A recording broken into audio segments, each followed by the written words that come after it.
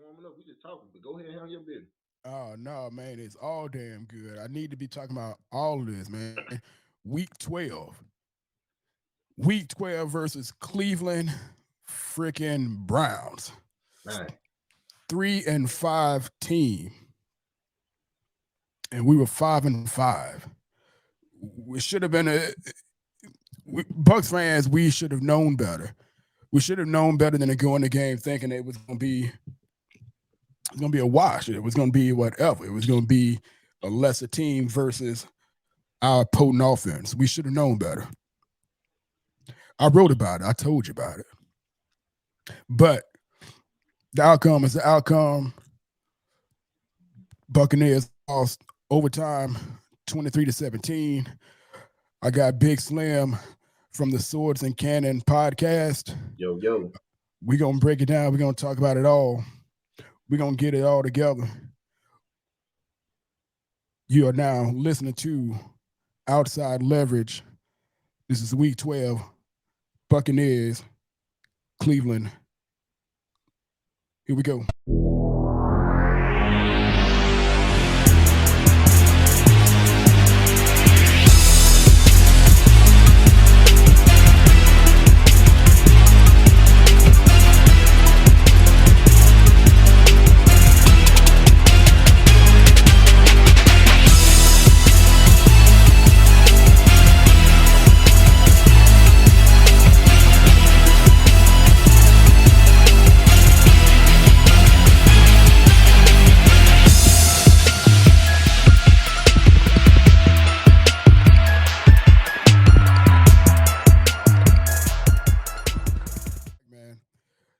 Bigg Slim, boy, coming off another one. Yeah. Coming off another loss. Yeah. Another loss to a team that not even okay. Let's never mind the team because I think a bad thing that we're doing as Buccaneers fans. I'm guilty of this. I'm not sure if you are as well. But getting into a bad habit or sometimes just placing a bad habit of looking at the Buccaneers versus the team and thinking that their record is their record. We know, or should know for a fact, that records don't make what a team actually is. Yeah. It's about what you do on the Sundays that you're playing or the Mondays that you're playing or the Thursdays that the team is playing. Yeah. Our Buccaneers went into this game, into week 12 with a 5-5 record, knowing good and damn well, anybody who watched the games, that this Buccaneers team should probably be a 1 or 2 loss team. Yeah.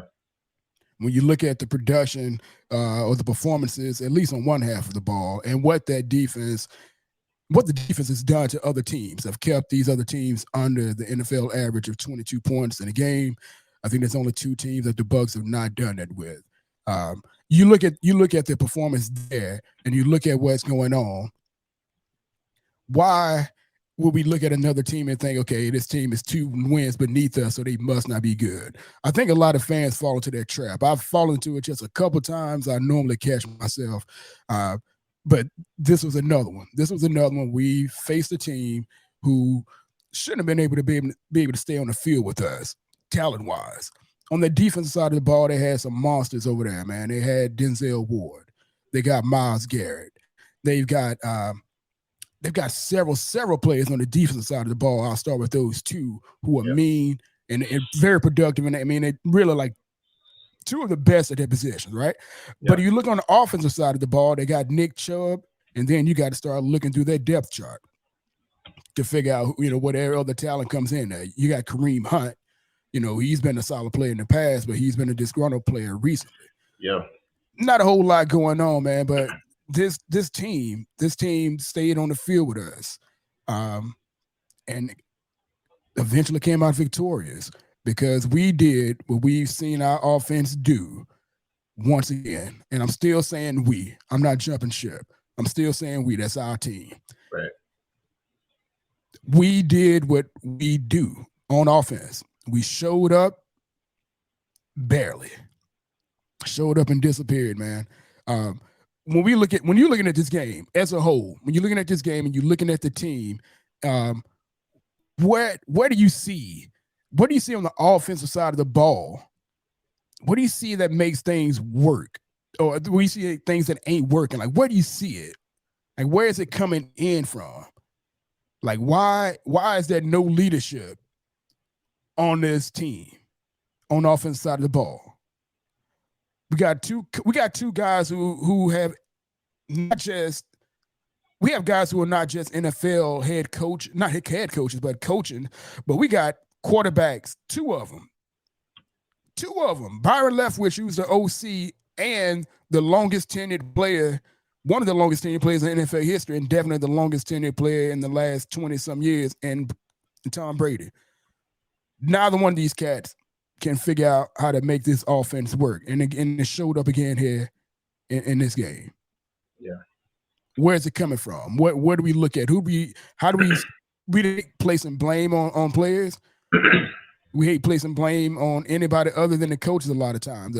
But in this case, when you got somebody with the experience of a Tom Brady, who's supposed to be a field manager, he's the guy. He's the face of the offense, face of the franchise, and you got a former quarterback who should be in the same mindset when it comes to like field position, game management. Why? Why do we have two people who can't seem to get it right all of a sudden this year? But not all of a sudden. Well, I'll touch on that in a second. But this year, worse than ever. How do we get to this point in this game? Man, for me, man, it's enough to go around. But I stick to my guns and say, I would just say execution, man. Like, I mean, a lot of people can put on the play calling, the coaching, and true enough, all of those are factors. But for me, in my eye test, actually watching the games, game in and game out, it's so many plays that we leave on the field, man. It's so many plays that if they work, we'll probably be different, have a different look on as far as the play calling narrative. Because we're like, oh, well, that was a good play. That was a good play. That was a good play. Like, I feel like each game is plays that's left on the field, scoring plays almost, or plays that can convert those third downs and keep the drive going there. We just fall short on. Whether it's blocking, whether it's just catching the ball, Brady not making the throws, players dropping the ball. It just looked like chaos out there. It looked like it's just a bunch of chickens running around with no head sometimes. And when you do, I think with that, you put the play calling, you put the coaching even in a worse position because the margin of error is so slim. You know what I mean? Like he has to call the right play every time because of the lack of execution. So I think a lot of times, man, like just not saying that everything is perfect, not saying that Byron doesn't have his faults. I just think collectively as an offense, we just don't execute at a high level, man. And it's been the same echoing out the building, out the locker room, and the press conference from players and coaches. So I take that with some value because they trying to tell you like, hey, we have to execute better. And I think with execution, we score more points. I think I think it's all a tree. With blocking, we are able to execute better with it. If we execute better, we'll score more points. And I think a lot of it just really just adds fuel to the fire, to the play calling, because when the play calling isn't up to snuff, or you kind of sniff out what plays is coming, and you don't execute, it just make it all look even worse, man. So for me, as far as if you're going back to the original question on leadership and all that, man, of course it comes down to Brady. Of course it's a split between Brady and Byron because Bowles has said plenty of times he don't have anything to do with the offense. He worried about the defense, which brings the offense. I think Bowles makes certain executive decisions based on whether we go for it or what he wants out the offense to do certain things. But as a whole, this is the Leftwich Brady show. So whatever disconnect is going on between those two, that's kind of rolling over to what we're doing on Sundays, Mondays, or Thursdays, it just isn't working. It's really since the 3 years have been going on, this is the worst year. So yeah. It's a lot of things, man, and like I say, a lot of it just kind of goes into execution, man, and having two of our starters out the offensive line for last year going wrong doesn't help. With Marpet leaving, and then we had Aaron Steady that supposed to went in, he got hurt in training camp, so we down to essentially a third string, a rookie that started, and he ain't cutting it. Now we're down to basically another third string, a backup center, Nick Leary cutting it at left guard, doing better. But still, Nick Leary isn't Adam Marpet, And you got Robert Hainsey, who's a guy that wasn't even cut out to play center. He was a right tackle in college, and he's trying to figure out his center, trying to command this whole thing. So I think that has a lot to it's a combination of things, dog. It's not one thing we can put our finger on, but for me and my eye test and my perspective, I say it starts with that. I think you can cover up a lot of the deficiency in the play calling if you just execute. But if you ain't executing, it just I don't give a damn if it's the right play or not. If you don't execute the play, it just ain't gonna work. So that's my position. Yeah, specific to this game, it's specific to the Week 12 outing, where we saw scenarios where the BUCS offense, again, habitually, they go into a lull. Our offense goes into a lull every freaking game. I mean, obviously, as fans of football, we know, and fans who watch a lot of football, we know good and damn well we're not going to score every single drive. Right. But in every single game, there shouldn't be a point where you just know the offense isn't going to move the ball. And it shouldn't show up. And it does statistically where the offense just doesn't move the ball and they can't move the ball. I think in this game, we had 7 3-and-outs. 7 3-and-outs. We had, I believe it was 4 drives that didn't last a minute. Yeah. That last drive, it lasted 14 seconds. Yeah, it's 14 seconds. Yeah, like that kind of thing, man. That's kind of a crazy stat that we can't really you almost can't wrap your head around this kind of thing, man. It's crazy to see our offense be that inept. You know what I mean? Like for our offense to be that inept and do it habitually. Yeah. I mean, when you talk about terms like that, it translates into time possession. And I'm looking at it, and we're the 4th worst in the league in time possession. The 3 worst teams in time possession is Seattle, Houston, and Carolina. New Orleans, Atlanta, and the Jets are above us to 3. But within that, the 3 teams above and 3 teams worse than us, all those teams are bad. Except for Seattle, basically record-wise. But New Orleans not doing anything, Atlanta not doing anything, Houston definitely not doing anything, Carolina's not doing anything. So collectively, at the NFC South, if we are the worst division, we're proved it because we don't have any offense between all 4 teams. New Orleans, Atlanta, Tampa Bay, then Carolina last. So when you talk about offense, man, that's a direct correlation to what we do on offense. We can't stay on the field, and with that means less time to score points, less time to move the ball. So it just, once again, that comes down to execution. It comes down to actually trying to execute the plays that's called, whether they're bad or not. Like I say, it's hard to tell what plays aren't good because we don't do the good plays good. So because we are executing, right. We don't execute. So when you talk about, man, just the lull, those are those lulls where it's just 3-and-outs over and over and over and over and over. You're talking about drives lasting 14 seconds. Come on. Yeah, you know what? Let's take a look. Let's take a look and pay attention to these to the Week 12 drives with the BUCS, and let's take a look at how their team, how the offense actually broke down and how they played. Right, so the offense comes out and we get a touchdown, and then we go punt, field goal, punt, touchdown, punt, OT, punt. That's not good at all. Nah. Like how does a team expect to win? How does a fan base expect a team to win when that is the output? And it's like this every other game where you have that kind of an output like that. That is terrible. That's terrible. That's just. And when you look at this stuff like this, man, when you look at those drives and you look at the game, how it unfolded, the reason why I wanted to start off with the question of where's the leadership on offense, I go back to a week or 2 ago when we played the Rams and we won the game in regulation, last minute drive. Yeah. Jalen Ramsey of the Los Angeles Rams, he didn't hold back when he talked about hey,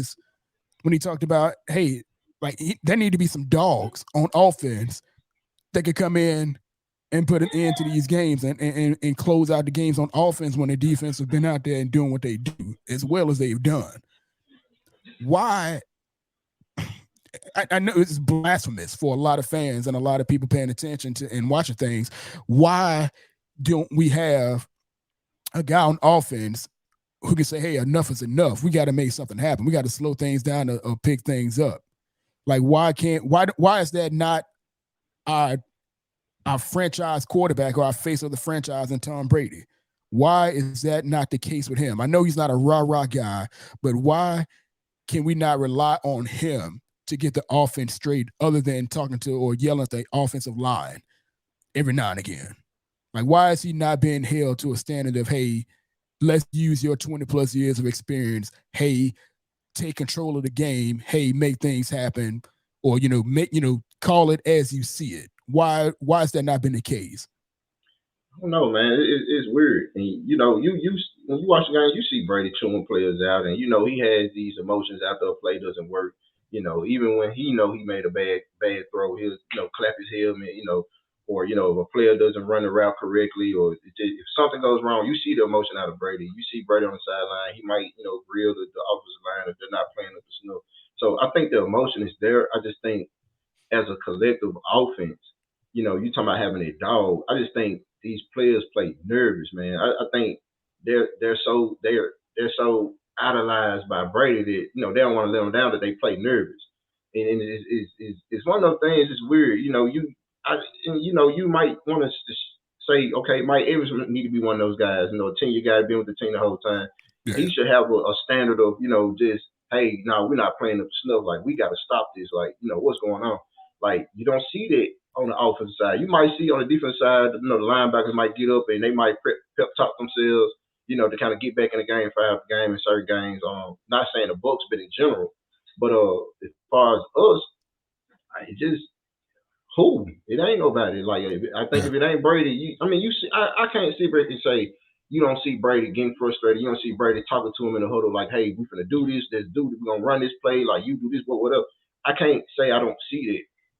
It just, damn, like, you can yell at these guys all day long, but they still got to pass. I think they still got to catch the ball. They still got to block. They still got to execute. So right. I think, after a while, all the yelling ain't gonna mean anything if you're still not doing what you're supposed to do. So yeah, I don't know, man. It's a weird situation. I don't know. Like, maybe Bruce Aaron's one of those guys. They used to come, get in the player ear or be like, hey, let's do this, do this. That voice is missing. And maybe Bruce Aaron was one of them guys that used to tell the offense like, "Hey, now we got to do this. We got to go ahead and score these points." Byron Leftwich is conservative. He's passive. He's not raising his voice yelling at nobody. He's buddy with everybody. Like, he's acting like the supervisor, your friend that made supervisor. Like, he don't want to cause no waves. Just happy to be there. Yeah. So when you look at it, you have Brady that's probably that person, and Brady doing what he can, but at the end, like, it's still not translating into executing. It's still not translating into the offense playing better. Yeah, now specific to this game, when we're gonna talk about this next here coming up, as we talk about the blame and so forth about specific plays and specific scenarios. In this game, we had a point where the BUCS had a 17-10 lead with 7 minutes and 40 seconds left in the game. Correct. The BUCS went the next 4 drives not doing the damn thing. I think it was a net gain of 30-some yards, 38 yards. And there were three and outs in those drives. Like, when I mentioned who's going to take the leadership in the offense, when you got a Leftwich and you got a Brady on the sideline, I'm going to skip all the way to the end of the game, where this is the biggest talking point in Tampa and a lot of sports media right now, talking about the timeout situations, especially after we just saw we saw several instances this week about crazy timeout situations and clock management.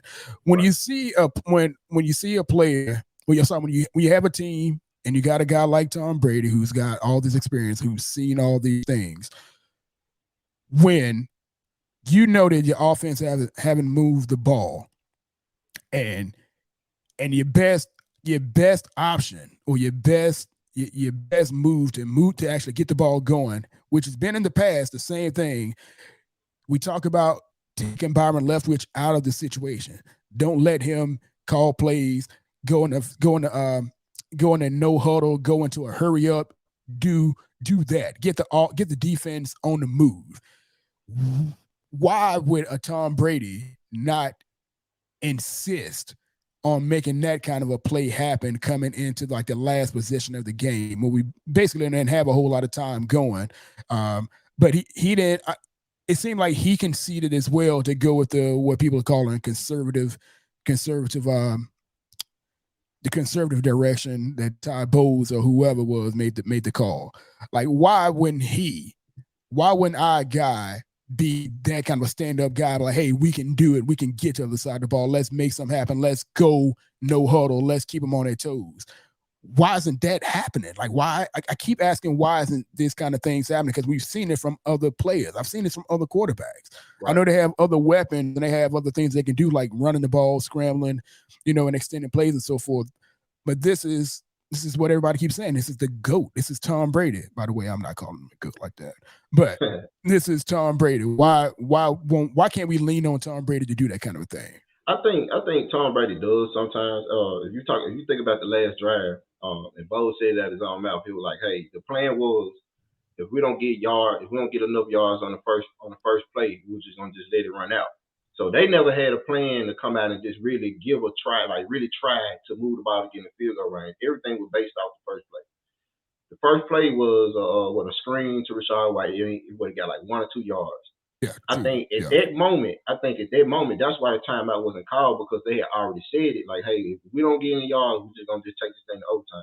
I think in that specific moment, Tom Brady said, "Fuck that, we're gonna run this play." Because you see, he went no huddle. I don't even think he looked at the sideline anymore. He did the no huddle. He called the play. He did 20, 25 yards to Julio. 26 yards to Julio. Yeah. 26 yards up the seam and cover 2 to Julio.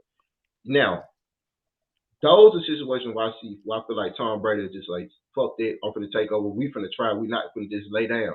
So in those situations, I see he do it. But I think overall, Tom is just really saying, okay, I'm gonna trust the coach. I'm gonna follow what the coach is doing. I think Tom is one of those guys that he will, but then I don't think he want to step on Byron's toes to the point where it drives a wedge or a rift with the offense.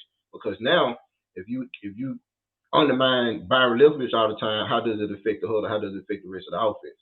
Yeah. And then you do have a coach like Todd Bowles that will say, "Nah, we ain't going for it." Like in a 4th and 2 situation where even myself was saying, "Hey, we should have just went. We should have tried." I mean, yeah, we could have probably kicked 55-yard field goal with the wind and the weather and all that, but that was better than kicking a punt that netted on the 17 yards. Like, I would rather for us to try. Because here's the thing.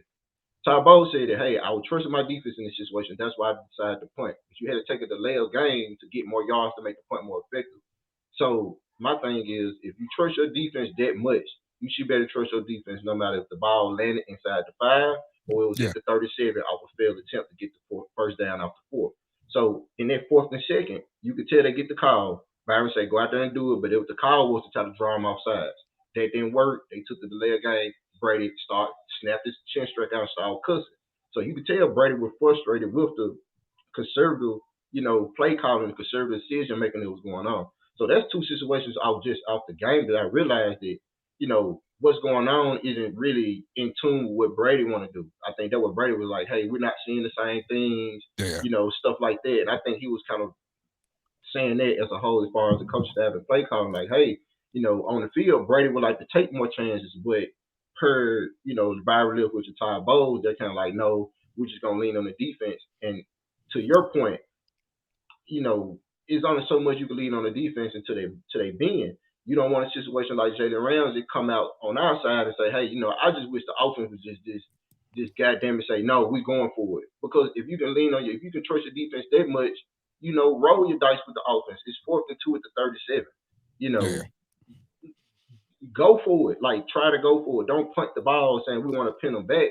It don't matter. Like, if you trust your defense, you can trust them at the 37. You can trust them at the 5. You can trust them at the 20. So, in hindsight, yeah, it was a horrible decision. But for me, watching the game in real time, and I think Tom Brady and maybe others agreed, like, hey, this is our chance to really put the game in our favor. Let's go up 2 scores.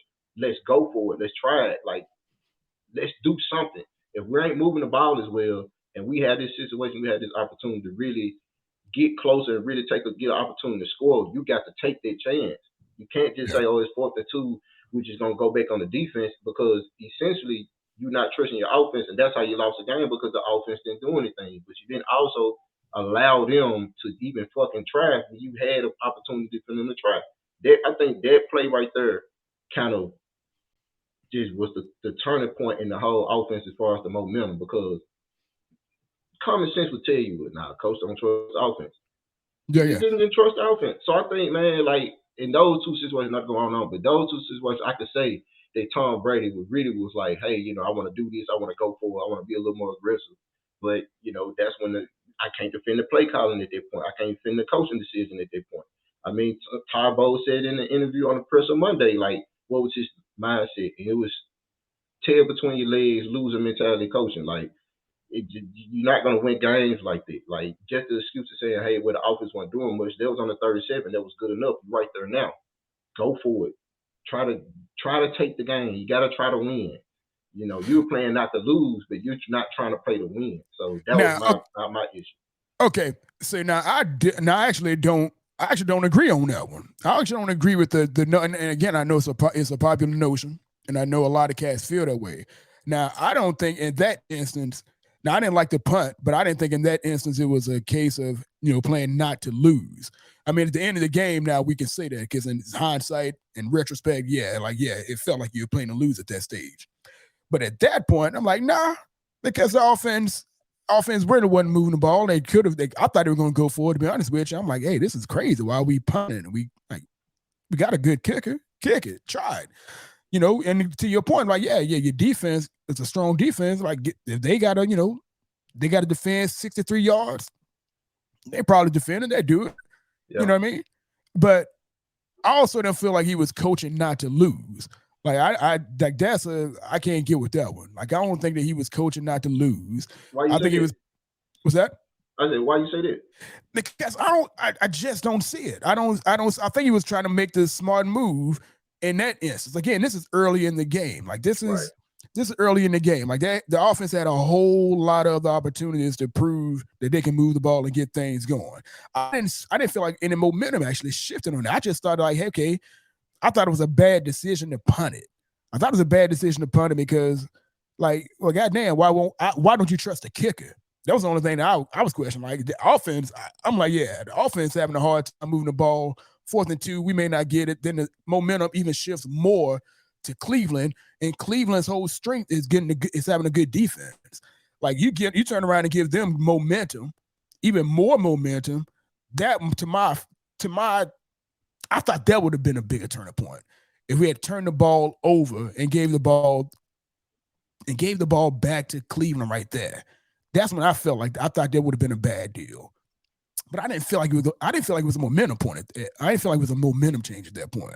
I feel like it was. I think not to say a momentum change, but I think it sucked the morale out of the offense because at that point, I think everybody on the offense really wanted to go for it, including Brady. And when you kind of just yank their collar and tell them get back off the field off 2 yards, when if you understand the game, like, hey, if we can just get 3 points out of this deal, for the simple fact it's been challenging to score and move the ball all game. If you can just get 3 points, get 3 points out of this deal when you at the 37, I think. Say for instance, if we're playing in the dome, no weather, no type of weather influence, do you think they kick the field goal at that point, or do they punt? Man, at that stage, I think they're kicking it. Right. So even then, even if you say, well, we can't kick it because of the weather, like, it's still a situation where you say, hey man, like, we got to get something out this drive. We're on the 37. I just feel like punting was just like you say, he was trying to make the smart call, and I'm not trying to drag him for that because, like I say, at the end of the day, he's the coach. At the end of the day, I think he was trying to be too smart. You was just being conservative, man. Like, understanding the game situation, understanding it's a close game, understanding that there's only so many positions left we're going to have.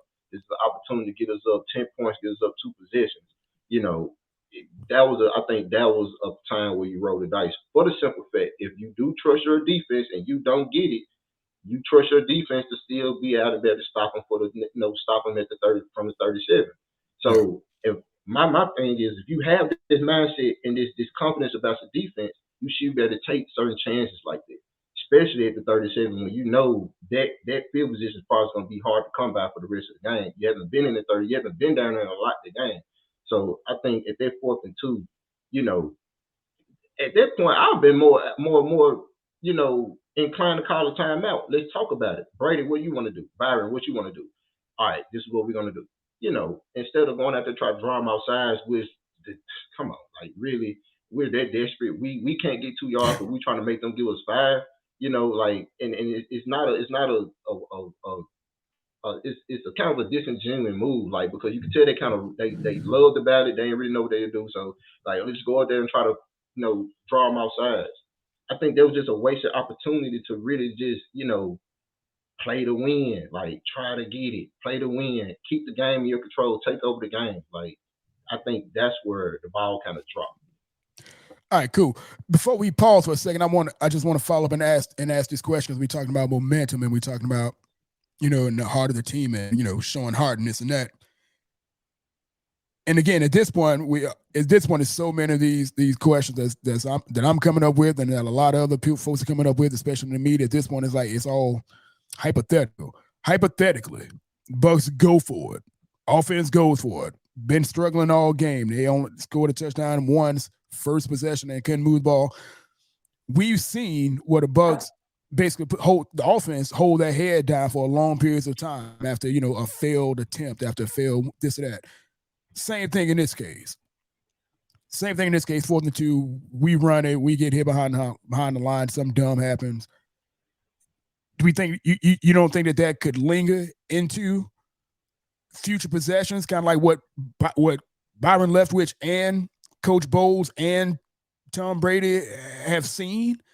Because we've seen this over and over and over. That's what happens. We get to a spot, we can make a play, don't make the play, and it seems to just linger on to the next several drives.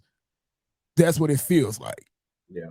Like, and I have to take that into consideration when I'm thinking about Bowles' decision and so forth and stuff like that. Like, that's the kind of stuff that I have to pay attention to and wonder. Because you've seen these results over and over again. Like, none of this is new. So that's the kind of stuff that I come up with. And again, I'm not defending the call, whatever. I'm with you in the sense that, hey, we try to get some points. Situationally, I don't know if the field wasn't good for a 50-some yard field goal.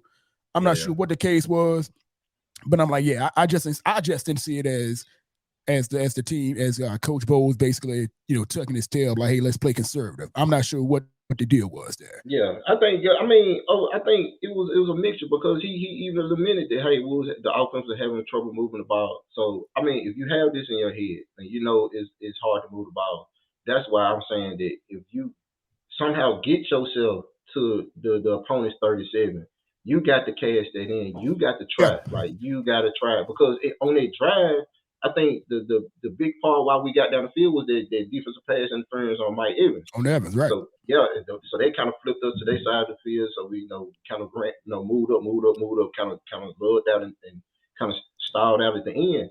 But at that point, like, for me, man, like I say, we can critique this all day long. I just think for me at that point, especially if you got your quarterback and you got your offense out there, man, you got Tom Brady. At some point you got to say, okay, what do Tom want to do? Leftwich, what you want to do? Okay, you got to trust your guys. Like, you can't yank their collar like that. And because, like I say, at the end of the day, and this is I'm only quoting what Todd Bowles said in the presser Monday. He said he trusted his defense to that point.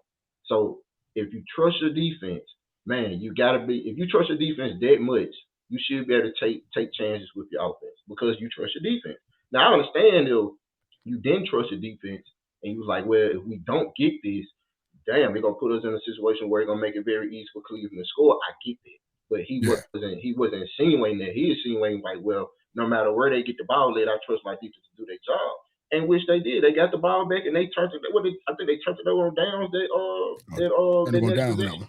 Right. Yeah. So my thing is, I would rather for that to happen and us actually try to go for it and try to sustain the drive and get some type of points out of it, versus just tucking our tail, punting the ball away because of the defense is doing so good. Like, it's not a balance, and saying that, well, the offense isn't moving the ball enough is kind of like a cop out. Like I say, it shows that you don't trust your offense. But in that point in time of the game, it's the fourth quarter. At some point, somebody has to score the points. Like, if you're just thinking you're gonna win this game 17-10 based on your defense, you're a fool. Law averages say you give that team enough chances with the ball, they're gonna score, and that's what happened. They scored at the end of the game. And I'm not even mad at the defense, because the offense couldn't give them no house money to play with. So yeah, man, that's how I feel. I mean, yeah, that as a coach, man, you can't coach scared. And I'm a firm believer that you can't coach scared. I don't care what's going on throughout the game. If you got basically this game on the line in 2 yards the game, like I'm pretty sure you got something in that playbook. They say we need 2 yards, we're gonna run a 5 yard play. Let's run a 5 yard slant concept, something. Run the ball. Give it to Rashad White and let him try. But for us to punt and then it don't work out, it nets 17 yards, and then the Browns get the ball and don't do nothing back. We never got a chance to get that close to the touchdown. No more that game. We'll pause. That's how it crumbled. All right. We'll pause right there for a second, man. We'll come back to that, and we'll come back and we'll take a listen to a couple of the questions that Todd Bowles did after the loss on Monday. We'll come back and we'll take a listen to some of those, and again, we have to dive into this whole to timeout or not to timeout situation there. But yeah, we'll pause it for just a second, and we'll come right back to that. Just like that, we back. Hey. So dig this. So we were just talking about Todd Bowles and the whole playing conservative questions and so forth. Everything that he got hit with. Basically, he got not ramsacked. Nobody sandbagged him on the press conference. That was a couple of stupid ass questions, but for the people they pressed him a lot. So real quick, we'll take a listen to a couple of these questions, man, and I want to get your take on a couple of these answers he gave. You already kind of touched on a few of them, but we'll take a listen to just a couple of these real quick. 37 on 4th and 2 instead of going for it. The analytics community says go for it at that point in time. What was your reasoning for punting and not trying to get some points, because field goal in that drive makes it a 2-score game and you probably win the game at that point? Again, the defense was playing well. The offense wasn't playing it, moving the ball as well. So we tried to play the strength of our defense and get the ball back if we can back them up. Do you trust your offense? I do. But you didn't trust them in that instance? Well, I saw how the game was going. I trusted our defense to get the ball back, and I thought we can get the ball in good field position and still go down and get a score. All right, so that was Todd Bowles on Monday, answering a couple questions about the scenario that we were just speaking on here, the punt and trusting the defense. Hey, he said you got to play to your strength, and I mean, and every time I look at him, I'm like, well, damn, he was kind of right. He was kind of right. He got to play the strength. He kept putting the defense. He put the defense out there to keep shutting down the Browns, except for the last touchdown in the fourth quarter.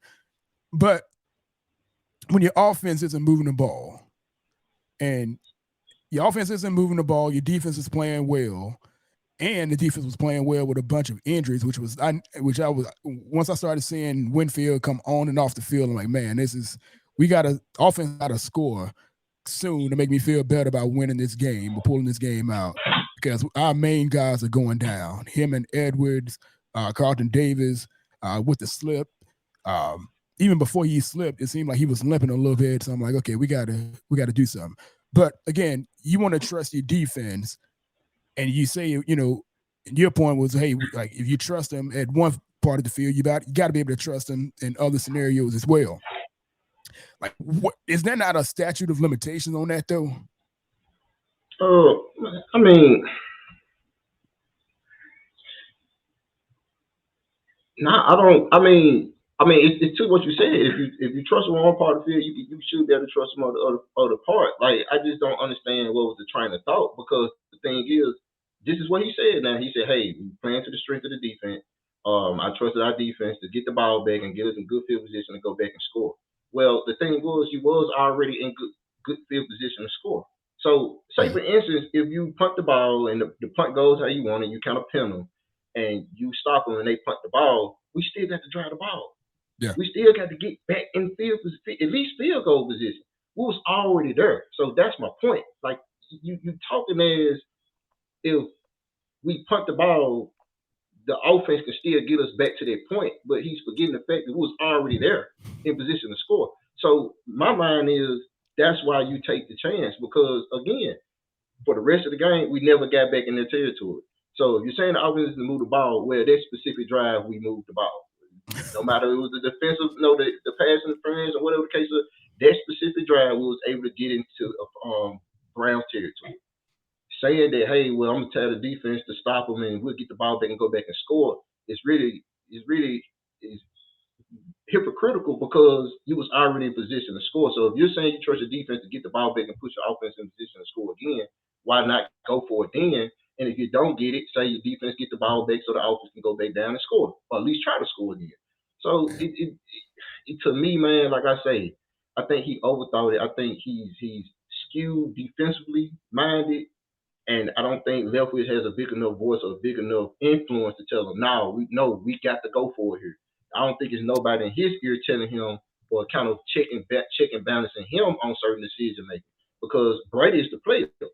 The only person that can really speak for the offense as a coach is Leftwich. But Leftwich look up to Brady. So, when you have Bowles, he's going to be the executive decision maker. I just think it was a bad decision. And when he said in the presser what the thought process behind the season, is really you really just you make your point, but then you don't make your point. You kind of cancel yourself out because you're expecting the same thing to happen in the position you are already in. So how do you justify not going for 4th and 2, but then expect the defense to get the ball back and say have your offense to get back in their position? So it just didn't make a lot of sense to me, man. Like it didn't. Like and like again, those are situations where you zap the morale out of an offense that is struggling, that maybe need to get their 4th and 2 to build their confidence, or maybe need to go for their 4th and 2 and sustain their drive and say, damn, yeah, we got it. We finally got some points. We finally drove the ball and got some points. When you do that, man, you just keep resetting it. Like, I just think he let his offense down, for better or for worse. Like, if they don't get it, okay, bring out your vaunted defense to make the stop, but don't cheat your offense of an opportunity to score when they're that close. Based on what you're saying is we having a hard time moving the ball. Well, that's your opportunity to get something out of that drive. So I ain't gonna lie to you, that what you just said and how you said it was like the first time I actually had even thought about it that way, and it just cracked me the hell up. I'm like, well, damn, you're already at the spot where they can get on the field something out of it. Like, like have punt the ball and then still try to want the same situation. You already there. I get his 4th and 2, but in that situation he plays scared. Like, I get the defense is such this sword for you can use, but at the end of the day, man, you got an offense for a reason. The defense can't score the point. Now I understand the defense getting takeaways, maybe a strip sack here or pick here. The defense ain't taking the ball away, so they're just doing good at stopping other teams. But we're not getting bonus points from the defense. So you need to score points. Like you gotta down to die, or you gotta lose trying to score points. And I don't think we play like that. Like I'd rather lost the game knowing we went for it trying to score points than took our tail punt and then we never get back in their field, never get back on this side of the field, and it just it's what you say, where the offense ain't moving the ball. We have them right there. You got to go for it. So that's why I think a lot of the fans are irritated, because we'll rather lose if we trying, but we just losing like we just expecting the other team to not do good. Like we got to play, we got to show up and play. You can't tell me you don't have a play in that playbook that you can't get. If we need 2 yards, run a 5-yard play. You ain't got to throw it down the field. Run something. Give it to Julio. Do something. You got Julio and Mike Evans, K. Iden. Like, do something. You know what I'm saying? Like, that's how I think a lot of fans just did. We want that, man. Like, it's criminal that we average 17, 18 points a game. It's really goddamn ridiculous is what it is. So, in those situations, man, like, if we're going to lose, I'd rather lose trying, not just trying to wait to the end of the game. Just hopefully we can hold them to less points than us for 60 minutes. You got to go for it, man. Now, here's my only put. Here's again, like you opened my eyes on something on what you said before. Now, here's my only other pushback on that. The fact that we punted the ball and put them in a dangerous position, which, was supposed to. So terrible. Yeah. It was trying to get them in a terrible position. The only thing I can even think of that basically makes that make more sense to me from Bowles' standpoint is the fact that we were dealing with so many injuries in the secondary. Like I was talking about going in and out with our best, not our best corner, but our safeties. our Yeah. 2 best safeties, actually all 3, because Keanu Neal was. Am I crazy? Did Keanu Neal get hurt? I don't think Neal got hurt, but Winfield got hurt. I think Winfield Mike both Edwards got nicked up. Yeah, I know both yeah. cornerbacks got hurt. Dean got hurt for a couple plays. Yeah. Carden Dowd, he bust his nose up. But at one point, who was out there was Zion McCullough. So, yeah, you know what? When fast forwarding in the game, when Cooper caught that pass way down, I'm sorry, when Whatchamacallit slipped and Cooper got free, that's when both of those, that's when McCullum and I forget the other cat name, they ran into each other. Yeah. Looked like the Three Stooges, -1. Yeah. So and D. Delaney, he was in for somebody. So D. Delaney playing safety, so who he was replacing. So yeah, I mean that's one of the only things I was thinking at the time. Not thinking at the time, but I thought about it like later. I'm like, well, damn, we didn't have. Maybe he had to, not try to give Cleveland yards, whatever, or push them back as far as we can because we were dealing with those issues. You know what I mean? Right. So I had to entertain that as well. But now, again, like I said earlier, man, you made a point of it, and I didn't think about it until you said it. I at least didn't think about it in the way that you thought about it. Like, well, hell, we already basically where the hell we need to be to score points. And we try. Like it didn't make sense because in one breath you say the offense ain't moving the ball, but you want to punt the ball for the defense to stop them to get the same offense you're saying not moving the ball. To move the ball to get back in scoring position. Like, it just didn't make any sense. And when he said that would piss everybody off because the decision itself pissed everybody off. But then when you explain it the next day, that's when I was like, damn, Bowles. Like, you ain't making this, you ain't, it's hard to defend it. It's hard to defend the coaching and the coaching decisions. And it's hard to defend it when that's your reason. Like, because at that point, we lose the game because of we're not playing to win. You're not playing to win the game. I guarantee you, if it was the Browns, if they was up 17-10, the Browns would have went for it because they want to make sure they want to put the game out of reach. I think, I think a few more than a few teams do it, especially when they're playing against the BUCS because they're underdogs and they, those cats got that underdog mentality and shit like that. You just play to win. Well, you just play to win. You play to score. On offense, you play to score points. You don't just play offense to hold the ball and play keep away. You play to score points. If you're in a position to score points or you're close enough, because it would have been a 55-yard field goal. His max was 54. So let's say we gained 5 to 6 yards on that conversion. We got 3 in our pocket. So you got to, man, like, I think those are the plays or those are the coaching decisions that it's like tears our Achilles heel for the offense because again, subliminally you just told him you didn't trust him, and you don't tell me Tom Brady wasn't pissed. He was pissed after he had to go out there and try to draw him offline and it didn't work. He was pissed. He was cussing on the way to the sideline. He's mad at the decision to not go for it. So if we talk about leadership, back to your first question, that's leadership saying we need to go for it. He's not going to overrule Bowles. He's not going to overrule Leftwich because Brady's going to be the player.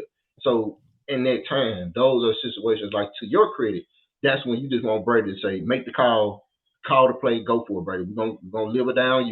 This is why we got you here for situations like this. So you got to live and die with it, man. Like, you can't tell me a little draw play or a drag to Julio or somebody that can catch and run couldn't get 2 yards. I would have just been okay with just running the ball with Rashad White. Let's just fucking try it. Let's line up and try it. You got to go for it. So in this sense, man, I can go on and on, but that for me, man, I think those are the points in the game where you rob your team. You just rob your team. Yeah. And that's an interesting point. Again, that's the same way a lot of cats felt. A lot of cats felt the same way that, that was a big game changer. That was a big momentum shift. And, until you think about, basically castrating offense to a point. I mean, I want to say I get that. I get it. I don't think I 100% agree. I hated that. I mean, I don't know how. I don't even know how, again, going back and listening to it and, taking your perspective into consideration, about, not going for at least going for the field goal, going for the punt. I'm not sure what the field conditions were, why we couldn't, go for a field goal or what have you. Like I said, if we went for the field goal and it missed, I would not have felt as bad as just Yeah. really punting. Like if we kicked the field goal, because 50-50 chance. Who to say he couldn't make the field goal? So say if we kicked it against the odds and he make it, we up 10 points. We virtually will seal the game. If we kicked it and he didn't miss, well, damn the weather, the field, okay, but we at least fucking tried, Yeah. And that's I think for fans, even for me, man, it's just like, come on. And then when you give us that, when you come tell us the reason why or why you didn't, everybody just really just calling BS, and it's really just okay. If that's how you coach, then man, you castrating your team, you castrating your offense. Like if there was trust me, if there was Bruce Arians on the sideline, Bruce Arians would have went for it. Bruce risking no biscuit would have been the fit. Bruce Arians would have said line up and go for it. So you talk about a head coach, and you talk about the identity a team takes on after a head coach, and it's obvious. Byron, I mean not Byron, but Bowles is very conservative, very soft spoken, very dry. Just hey, whatever, emotionless. But in those situations, man, I think as a head coach, if you have Tom Brady at your disposal, just off principle, certain offensive decisions need to be up to Tom Brady and Byron Leftwich. More importantly, Tom Brady. Now, see, that is a question, and that's a scenario that I've talked about for a minute. We're talking about the hierarchy of what's going on the BUCS sideline. Yeah. Now, because you and I joked about this one time before about Tom Brady having the ability to push goddamn Bruce Arians' ass all the way up to not even on the sideline, push that motherfucker to a front office. So. Yeah. Would a cat who is allegedly, supposedly, maybe, possibly have that kind of power to this? Why the hell would he not be one of those guys to be like, hey, like we got to go for it. Hey, we got to do this. Hey, we got to do that. We got to. Like, why would he not be able to do that? I guarantee you, if they like to my point earlier, if you at that crossroad, 42, and like it was a lull between getting the play in, what they want to do, was they gonna bring the field goal, it was a little lull, like nobody didn't know what to do. And then which was stupid as hell, by the way. When the camera pans to Byron Leftwich, he was like talking to him, and he was kind of waving him back on the field. I think a timeout should have been called. Let's bring it in. Let's talk about it. Let's get on one page about what we're gonna do. If we're gonna go for it, let's dial up the play, because that situation right there can really can give you the control of the game. If you're able to sustain that drive and at the bare minimum get 3 out, you give your defense house money to play with. So if they do end up bending at the end of the game and giving Njoku that touchdown, you still got 3 in your pocket. I think a timeout should have been called. Let's talk about it. Let's figure it out. What we want to do. We're gonna go for it. We're gonna go for it. Tom, what do you want to do? I guarantee you, Tom would have been 1,000% saying, "Let's go for it. Let's do this certain play." Like, and I think that's what the confusion was. And I think it was just like, well, just try to draw them outside, because they didn't have a play draw, they didn't have a play call. So I don't think it wasn't a situation where they didn't want to go for it. I just think they just didn't know what to do. And it was like you say, between that whole little last play and the play leading up to it, I don't know where if Todd Bowles took too long to make the decision to go for it, or by that time they want enough time to find a play that they couldn't get the personnel in. Use a timeout. Like in cloudy situations like that, especially in situations of football, timeouts are meant for that too. Get your team, get your guys in order. Let's figure this out. So, man, look, I'm telling you, if it was to your point, why can't Tom Brady do it? I think Tom Brady wanted to do it. I think, again, Bowles castrated the offense in this situation. He made the decision to say, no, we're not going to just try to draw them outside, which, again, is a conservative type of coaching mindset. Like, you want them to give you 5, but you can't trust your offense to get you 2. All right, here we go. So back at it. Talking about Todd Bowles and his press conference. Here is one of the other main questions that Todd Bowles was asked.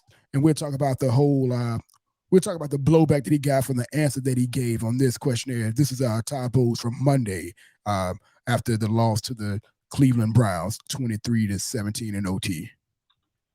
No, the defense has to get off the field no matter what. I think offensively, we weren't very good on third down at all. And we got the third down.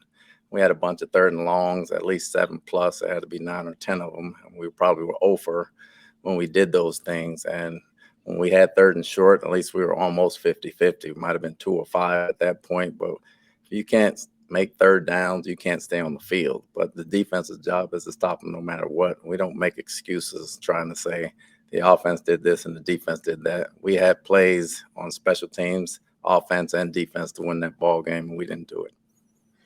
So that was Todd Bowles on Monday, man.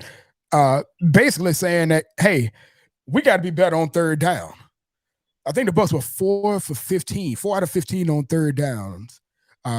Somehow, some way, this completely logical and factual point turned into, well, damn it, Todd Bowles again going to a conservative deal, like he's playing for 3rd downs. I don't know how the hell anybody listened to what I just heard, man, and came up with that. Yeah. And came up with that silly shit like that. That didn't make any sense to me. Yeah. They're like, you can win on you should get 1st down on 1st down to 2nd down, right? Right. Like, I don't know how folks got to that point, man, but it made me laugh. And it's something else where people have taken that excerpt and made it to a complete different narrative that I can't deal with. But what is your take on that? Did you hear something different? Am I crazy? Am I the only one who heard him say, hey, we got to bet on 3rd downs? Nah, man, it's exactly what he was saying, man. He was saying, hey, when we get to the 3rd downs, we have to be better. We got to convert. It's not that we going through 1st and 2nd down to get the 3rd down. It's just, if we do get the 3rd down, we have to convert. So people just take it and try to smear campaign it and shame them and just it's not coming. That type of narrative is not coming from a good place. They're just trying to screw the words up and make them look bad, or try to insult his intelligence or whatever the case is. But I think anyone that's looking at this, other than what the words are coming out of his mouth, are just not coming from a good place, man. They just not. They just mad. So you can twist anything. You're gonna twist a person's words to make them sound and look like whatever they want to sound and look like. So no, he's just stating the obvious. Hey man, we got to be better on 3rd down. We got to try to prevent being in 3rd and long. Even if we are in 3rd and long, we have to convert. I mean, those are the telltale signs to those drives. We can't sustain drives if we can't convert 3rd downs. If we're not getting the 1st down, 1st and 2nd down or whatever, just be able to keep the ball moving, keep the chains moving. When it comes down to 3rd down, we just have to be better. We have to convert. We have to convert. So it's not saying that, hey, we got 3 tries to get a 1st down. He's saying when we do get the 3rd down, if we do get the 3rd down, based on what we did on the 1st and 2nd down, we have to convert on these 3rd down to keep the drive moving. Because in essence, that's the problem. That's why we have bottom low time possession after league. That's why we don't score no points, because the offense just doesn't stay on the field. So that's it in a nutshell. Like if you want to bring all the problems of offensively, whether it's injuries, execution, blocking, coaching, play calling, and play sequencing, whatever you want to call it, at the end of the day, you got to convert. I don't care what the play is. Can we execute the play? So nah, man, it's just a lot of people reaching and people just mad, and they're gonna make a problem out of something, man. So right. And again, this is coming from you. We spend the vast majority of our time talking, talking about the issues that we have with Todd. Well, issues that you have that Todd Bowles needs to address. But you're not making shit out of, you're not coming up with shit out of thin air, crazy ass narratives that make this man look crazy, right? And all this other stuff. You just don't agree with some of the things that he's done, or at least in this Week 12 game against the Browns, some things that he's done. But people have now taken that and they really want this dude. They really want to hate this guy. They really want him to be, discredit him and make him dumb. You see not all, but I see people making the comparison like between him and Lovie Smith. Couldn't be any different. Couldn't be any more different. From Lovie Smith was Bruce Arians was way more than a Lovie Smith than a Todd Bowles. Other than the fact that the 2 black men who are head coaches for the Tampa Bay Buccaneers literally have nothing else in common. Low tone, maybe a low profile kind of a deal, but not Byron Leftwich, but Lovie Smith was way more arrogant and boisterous with all his silly ass claims and Bruce Arians came in with the same thing and stayed the same way. Right. But there was nothing else that those two cats have in common in my mind. I mean, I haven't seen it. Nothing. But Coaching styles, no nothing. But it's accountable. I'm gonna go ahead and say I'm gonna go as far as to say it's accountable any window they're saying about Lovie Smith and Bowles about the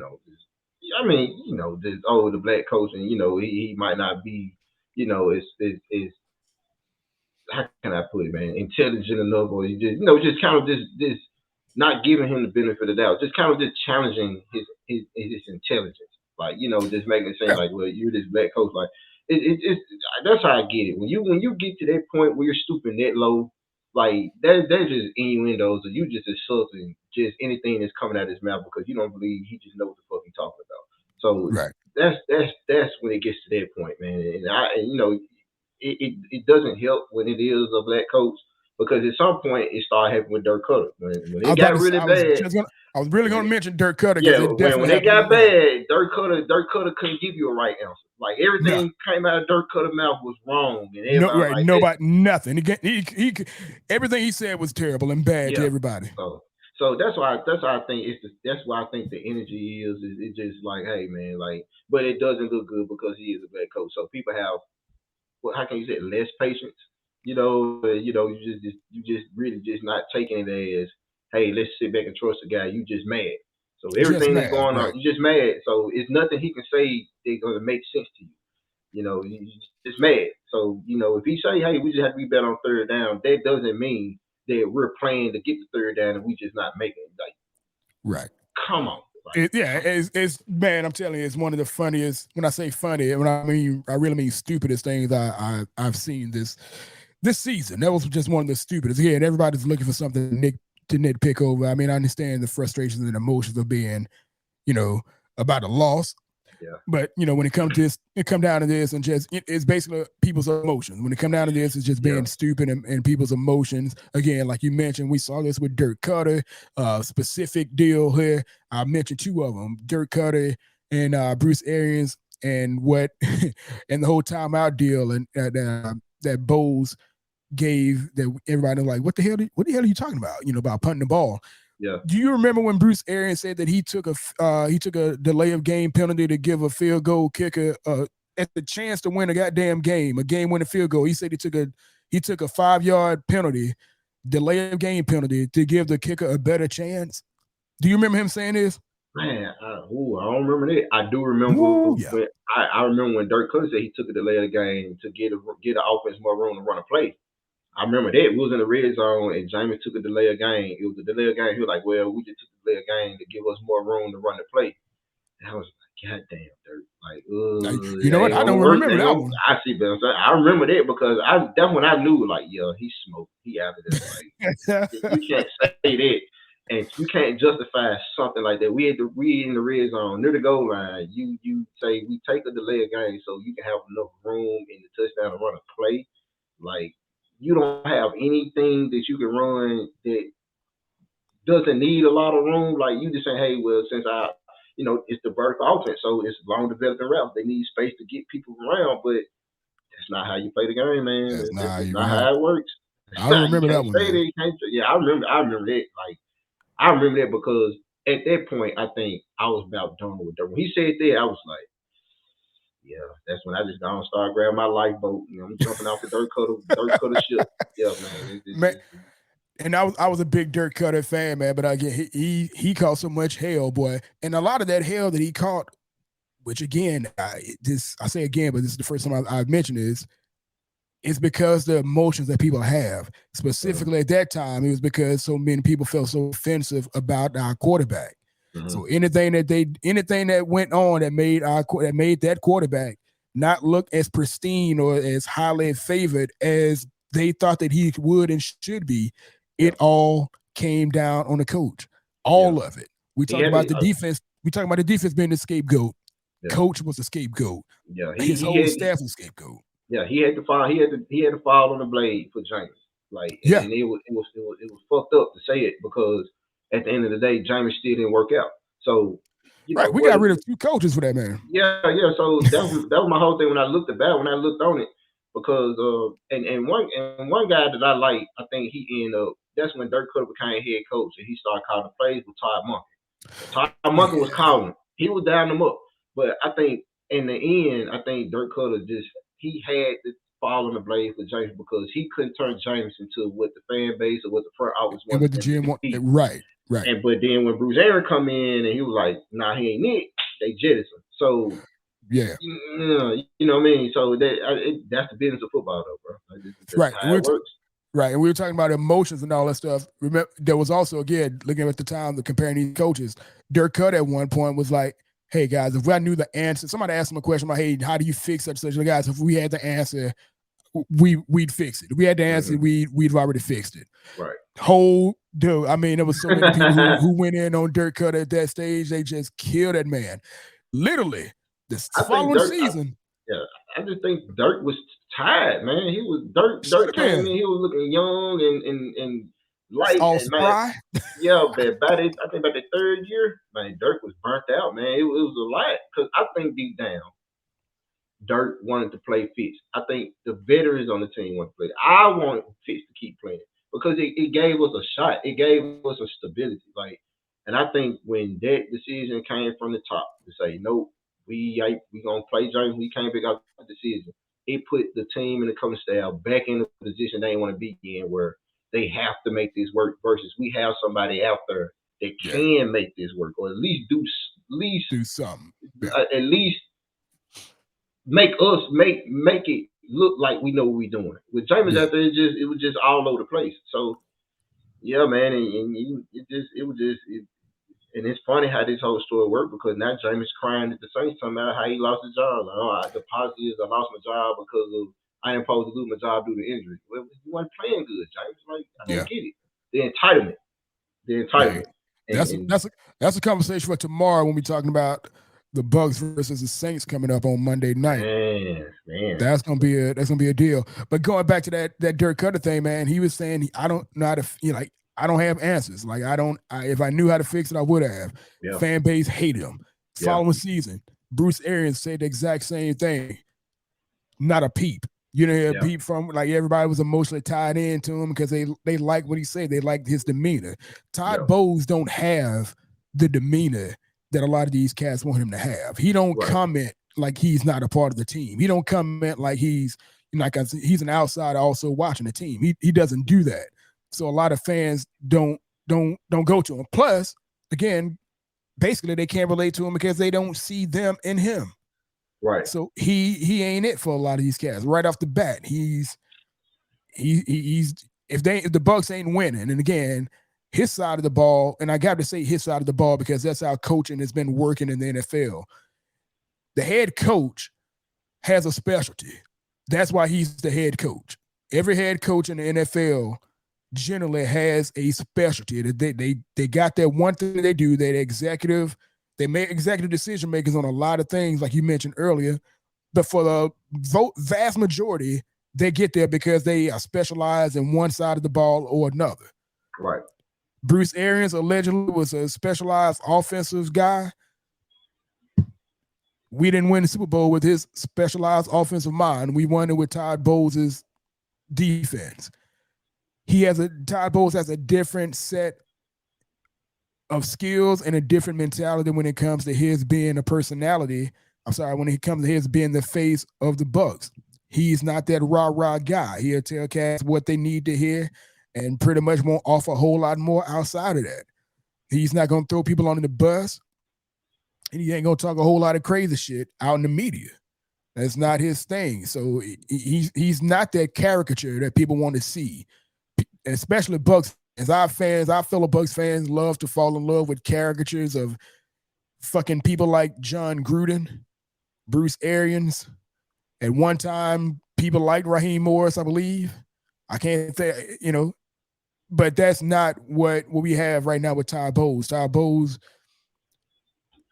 is just like a big father figure for a lot of these guys on their football, on his defense specifically. Right.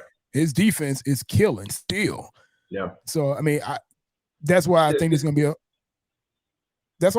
be a big hang up when people actually realize I don't know how they haven't realized it yet, but the identity of the BUCS is the defense, and their defense is taking on the personality of Todd Bowles. Yeah. Todd Bowles welcomes all these challenges. Todd Bowles is basically he doesn't complain, which a lot of most coaches won't, but he's definitely not throwing anybody under the bus about all these challenges he's getting from the offensive side of the ball that making his side of the ball work so much harder to be productive. The Tampa Bay Buccaneers right now, I believe, are ranked like the 7th overall points allowed. Defense. Yeah. The BUCS would probably be number 2, number 3 if the offense actually had any damn thing going. If it was complimentary football, if it was complimentary football, yes, the defense would be much better. Because of the fact that they're not on the field as much and they're having the offense of the opposing team in situations they don't want to be in, that allow our defense to actually attack and do what we like to do.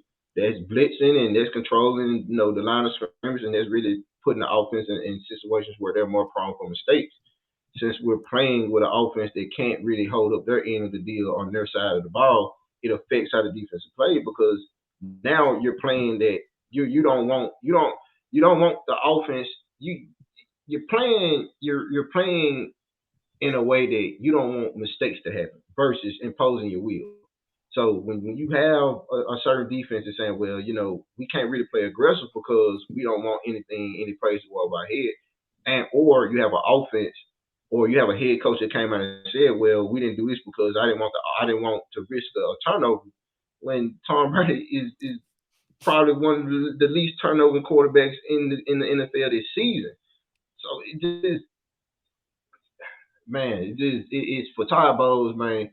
I think that's his philosophy. I think he's not an aggressive coach by nature. I think defensively, I think he likes to play the way he plays. But if he's making the decision as a whole, as a team, he don't want the team to put. It's hard to put my finger on it, Robert. As a head coach, he's coaching the team. He coached to not have to make least amount of mistakes. If that makes sense, because I remember he said something about it in the off season. They were saying how he was going to run practices, and he was like, "Well, we're going to run practices. We're not going to run practices full bore, so the players don't be burnt out midway through the season. So the practices are safe, And that's when I think there came a question up. They were saying, "Hey, do the team run one-on-ones?" I think Tom Brady said they don't do one-on-ones. And in the press conference, they asked him. He paused and he was like, "Yeah, I do one-on-one." So I think philosophy-wise, as a defensive coordinator, yeah, Todd Bowles loves to bring the dogs. He loves to play a style of defense. I think as a head coach, he's one of those guys that, hey, I don't want to make a decision they lose us the game. Like, he just want to play the game and let the game unfold how it is. He's not going to take a lot of risk as a head coach. He just wants things to work the way it works.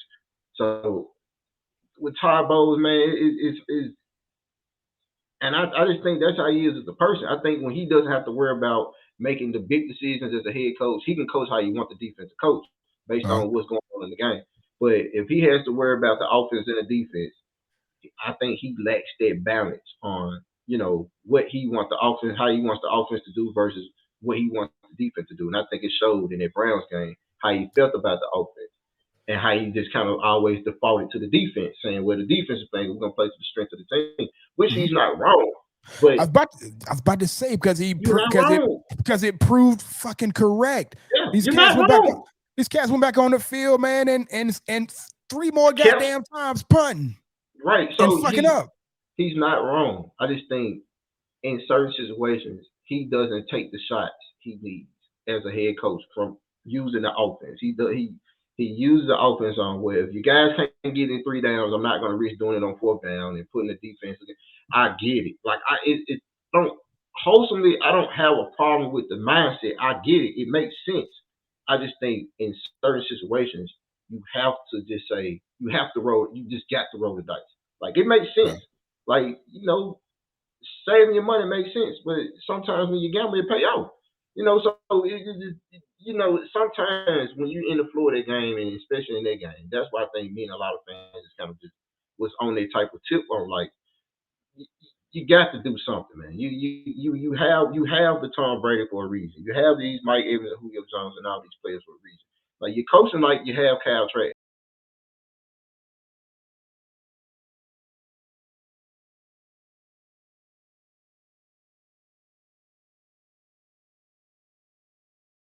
Coach showed up in the Browns game as far as being conservative, like not taking enough chances with the offense in interest of the defense. Like he knows the defense is a strong point. He's not wrong.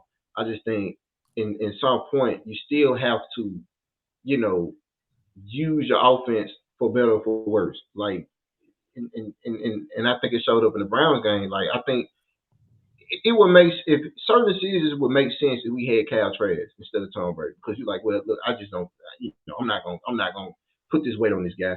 But I think it kind of goes against the whole idea of having a Tom Brady where you can put certain chances in certain situational football, certain situations in the football game on him, and you just have to live and die with it for the fact that you have a strong defense.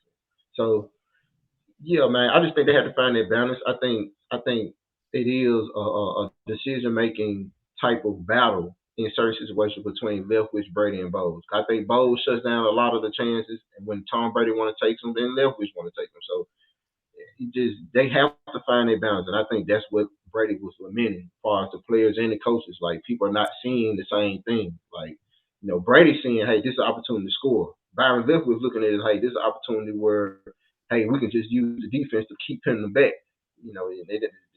I think from a macro standpoint, people are not seeing things the same way and not being on the same page. So that's how I feel. Yeah, and again, I'm still pretty much torn. Like people think it's like completely, it's complete logic. It is complete, like without question, how the hierarchy goes. Like I'm not even sure. Like I'm really not.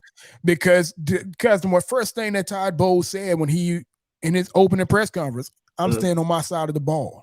Right. I'm saying, so I'm not sure he's making these calls when it comes to, from a game manager standpoint. Yeah, that's what's supposed to happen. The head coach be like, hey, I'm put my foot down and put my thumb down. I'm making this damn call, like get off the field. But you got an OC on the sideline who also should be like, and I'm literally thinking that he is. I apologize. I'm about to say I'm thinking he's mad. I don't know. I'm not even. There's no way for me to be 100% sure, because again, those two guys between Leftwich and Brady, it seemed like those two cats would be making the call. One of the two is making those calls. I really don't feel like Bowles is the guy who's like shutting them down like that. I just don't. And I've thought about that for a hard. Like when the season first started, I forgot there was one scenario in the. There was one scenario in week 2. Who the hell we played week 2. We played. Was it New Orleans? Was it New Orleans? Week 2. Am I crazy? Maybe it was New Orleans. But there was one point in the game. I'm like, man, who the hell made that call? Like, who signed off on this? I'm like, who the hell signed on this call? I'm trying to think, and I'm literally trying to think of the specific play. I meant to pull it up, but I'm like, man, that don't feel like, that'd be something like that Bowles are like, it wouldn't be something he would veto. Like it felt like something, it felt like, if it just felt like a scenario was like, hey, what does the offense feel like doing? And it felt like we went with the offense rather than like, hey, the conservative deal. Because I know right now that's the whole deal. Like Todd Bowles is conservative. Listen, again, I keep going back to the fact that he's seen what this offense can do over the last 3 seasons. He's seen how he's had to come in and save their asses. And I don't know how much confidence he think that he has, because we haven't seen anything that to deter him from being conservative. Or not conservative, but from like literally putting all his faith into him. Yeah. Like, I mean, and you're right. I mean, I think he has his reasons. If Will's a high flying offense and Will putting points on the board, I think he'll be a lot more, or even moving the ball, not even putting points on the board, even moving the ball. Because I apologize, I interrupt you, I apologize, but I'm gonna go back because we talked about this whole whether or not he should have called a timeout and this and that in the regulation of the Week 12 game against the Browns. Had the BUCS been actually moving the ball, not even just scoring again, had they just been moving the ball, I think I think everybody goes full on everybody. Leftwich, Brady, Bowles, everybody on that sideline, like, hey, go, run, hurry up and go. We got something we can work with. They had absolutely nothing to work with. No momentum, trying to make something out of nothing. And I know the percentage of him throwing a touchdown was 0.2% or some ignorant ass thing that somebody pulled out their ass. I'm like, man, I don't give a damn what that fucking advanced statistics say. I know I've watched, I was gone to every home game in Tampa this season. Right. Drove my black ass from Atlanta and drove my 7.5 hours over to Atlanta. I've watched this man throw at least 7 passes that should have been intercepted. Yeah. In the last 3 weeks, I know I've seen at least 4. So I know that, I mean, the statistics say one thing, but I'm like, the gameplay says another. Like, anything could have happened. You know, we can talk about the timeout, for another 3 hours, but I'm not. But there's a reason why, you don't just go blindly with faith. And if you ain't passing the eye test, you ain't passing the eye test. Yeah. Like, it just doesn't work. And it has to go with the flow of the game more so than statistic analysis, which ain't nobody got that much goddamn time to be looking at on the sideline in the course of a game. So I mean, it's a weird deal here. But Todd Bowles has an uphill battle to win back. Whatever love half-hearted fans, like Tampa Bay Buccaneers fans around the country and so forth. There's a whole lot of them that are very vocal, that have something to say again. Take an excerpt and reimagine it and making it something crazy, to kind of discredit him and what he can do and what he's done for the team. Right. That's going to happen. It's just the way that life goes. It's just not just football, but Todd Bowles does have a way to go in way of winning the division title and then making his way up to the playoffs and actually making something happen before, he gets alleviated or all this pressure gets alleviated off of him of trying to make him look like a dumbass, Yeah, winning fix everything, man. He got to win. We got to string some games together. So I think he knows that. And like I said, we both got points on it. I think it just at certain points, man, it's just like, goddamn, what are you gonna do? I just feel like, man, that defense. I think he's so defensive minded. I mean. And rightfully so, dog. Like I get it, man. I get that offense wasn't doing anything, man. It wasn't performing to what his liking was to make a certain decision like that or go with a decision and go forward. Yeah, man. It is. I mean, and situations like that, you damn you do, you damn you don't. And that's what sometimes it boils down to. Like, I mean, hindsight is 20/20 for a reason. So I mean, you damn you do, you damn you don't. Like, just. Yeah, man. It just didn't help anything when we actually lose the game and we didn't take a shot to try to win the game. And then your reason after the game was like it didn't make sense. So it wasn't a good situation all around. He didn't have a good explanation for it anyway. Explanation they would have said, okay, that was never gonna be it. Yeah, man. I mean, he could have. I mean, he really. I mean, the thing was, it worked the way he said it worked. It just in the end, they scored at the end. You know what I mean? It's like it actually went the way he said it went. Like, hey, exactly, it did. We got the ball back. We just couldn't do nothing with the ball. To his credit, that the offense wasn't moving the ball. The problem was he was saying that, hey, if they get the ball back, he was saying in essence, if we get the offense the ball back, they was able to move the ball and score. Yeah. Well, that wasn't the case. I mean, it kind of went against the point because we wasn't moving the ball. It was close enough to at least try to score. So I don't think nobody was saying, okay, bro, if you punt the ball and then we stop and we get the ball back, we were just gonna run down the field. I don't think that was obvious at all. So when you say we're not moving the ball, but then you expect us to move the ball when we get the ball for the defense, it just didn't make sense. So that's why a lot of people, even including myself, was like, it didn't help the decision to punt at that situation, man. It just didn't help. Right. And we'll pause for a second one more time, man. Take a quick music break. We're going to come right back. We're going to talk about what might have been positives in that week 12 loss to the Browns. We'll talk about what possibly could have been a positive. And we'll get into how the defense feels, being as being as used as they were and having to deal with the injuries and still be productive. We'll take a quick pause and we'll come back and we'll talk about that. Right back at it. Hey, so we talked about all the stuff, man, that kind of went into the game. But one thing I want to take a look at real quick, man. I want to talk about this defense. Actually, I apologize. Before we talk about the defense, just anything in general, anything that you can pull and be like, hey, like this a positive, something we can possibly build on. Is there anything other than the defense that you saw, like anything that you saw at any point from the offense? Where you're like, hey, well, maybe this, maybe that, anything that you can pull and use as a guiding light, as a any kind of thing that kind of just make you feel like, okay, it's not as bad as I think. Yeah, I think our running back depth is better than what most people give him credit for. Of course, with Rashad White coming in and being the starter, and I think Sneak, Keyshawn Vaughn, I think he came in and had some good reps.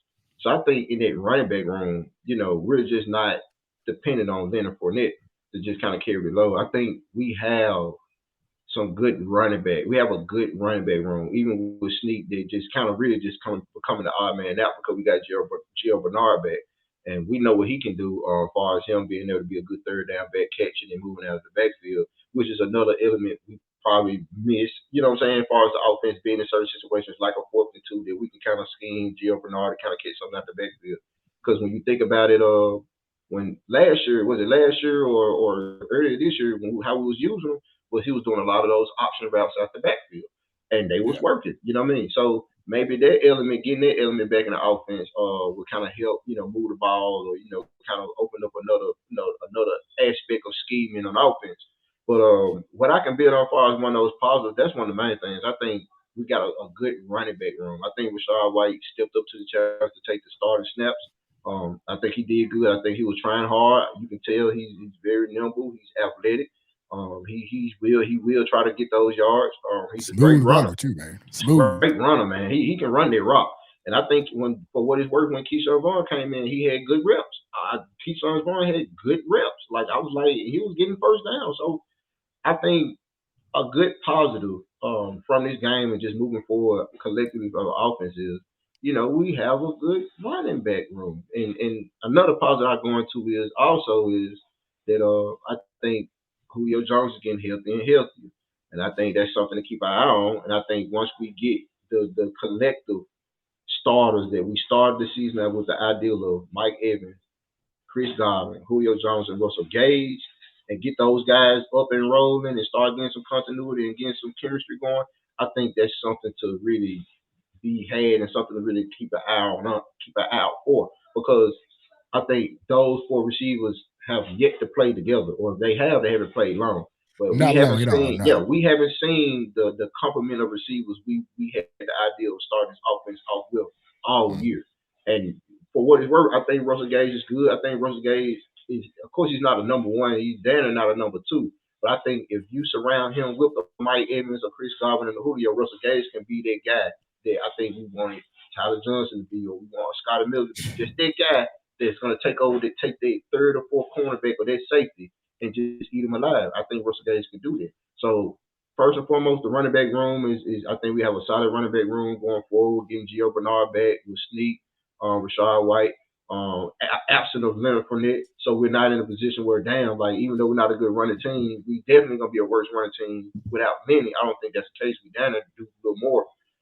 But I think as far as the wide receiver room also, just with that, I think getting Julio back healthy and having Julio play the way he's playing, getting those after getting those yards after catch, getting those yards, because that's what he's really good at. That's what we're missing in his offense. I love Mike Evans, but he's not good at running with the ball. That's why it burns my soul when we throw bubble screens to Mike Evans. Like, he's 6'5", he's not nimble, he's not agile. Like, why are you asking him to navigate behind the line of scrimmage and run? Like, I get what we do with Chris Godwin, but Chris Godwin's just one of those type of guys. He's just an all-around type of guy. I love what Chris Godwin do. He do a lot of the dirty work for the offense. But I think seeing those flash of Julio getting around, running with the ball and catching and getting more comfortable and starting to use him more, those my positives. And of course, is seeing how we all look as a wide receiver group. when we get Russell Gage back and just kind of seeing, just kind of getting a glimpse of this offense somewhat at full strength because we haven't been there all year. And that's one of the things I've been kind of still being, mindful of before I just kind of lay my judgment down on the offense altogether is, well, we haven't been healthy. We haven't been healthy all year, even started with in training camp losing Jensen and for what it's worth, Aaron Stenny. So I think if we just kind of get this offense back to full strength or as strong as we can get for all the projected starters, minus the guys on the offensive line, I think we can hopefully start seeing something, a little more juice on the field, a little more movement with the ball. So that's one of the kind of the positive aspirations I have for this offense, just coming out of the Browns game. All right, cool. Yeah, I agree with you 100% on the running back room. I'm glad that, we've all gotten a chance now to see Rachaad White and see what he can look like. Rachaad White has the kind of acceleration that I pounded the table for when I talked about keeping a Ronald Jones. Because Ronald Jones, he gets to the line of scrimmage fast and then he goes. It's not a whole lot of pitter-patter of the feet like we see with Fournette. Fournette has his place, man. Fournette in his prime, even still now, Fournette is a force when he's used correctly. I've now gotten to the point where I'm thinking Fournette is a better change of pace back, being a change of pace as the second guy, not the first guy to get things going. He's the guy to keep things moving and make the defense tired more so than to be the guy that can start it and get going. He's not a catalyst. I don't see him as a catalyst at the running back position like he used to be, back in his prime days when he was big and faster than everybody at LSU, and then he kind of shocked the league a little bit. But he can absolutely run over cats. He can absolutely hammer and hurt some guys, every now and again if he's not trying to, do anything stupid like run people over or, finding contact when it shouldn't even be there. But yeah, the running back room I believe can be and probably is in good hands with the likes of Rachaad White leading the pack and everybody else kind of following, behind him and finding their place. I 100% agree with you on that. The wide receiver room, like you said, we haven't seen everybody healthy. We haven't seen everybody utilized. So, we do have the hope of, maybe we do see, get to the point where we can maybe basically out talent other teams. Because we have a schedule coming up where it's kind of favorable when it comes to talent, the talent aspect for most of the season.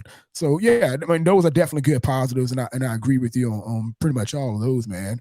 But yeah, I think the biggest positive, once again, basically it's a recurrent act. Biggest positive for me, defense. Defense kept dealing with injuries. Came into the game with an injury to Vita Vea's foot. We didn't know how he'd play. We didn't know how well they do against the run.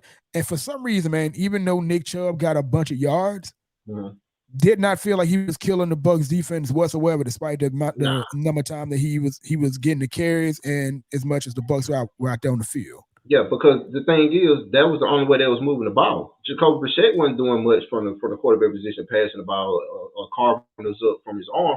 They was moving the ball because they were getting them chunk yardage or run plays. And I tweeted this, and I was just like, well, given the fact, I really have Nick Chubb as probably like the top 3 running back in the league. Like he's the ultimate running back. Like he's been this way ever since Georgia. Like I was pounding the table for us to get him in the draft. We got Rojo that year, but Nick Chubb was the first running back taken in the second round, the second day.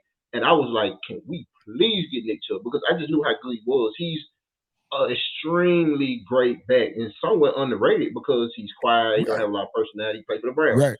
But I think Nick Chubb is that offense. Like it didn't feel like he was stabbing us in the heart with those runs. Yes, that was moving the ball, but that's all they was doing. Jacoby Brissett's job was to protect the ball, get the ball, move the ball around when you can.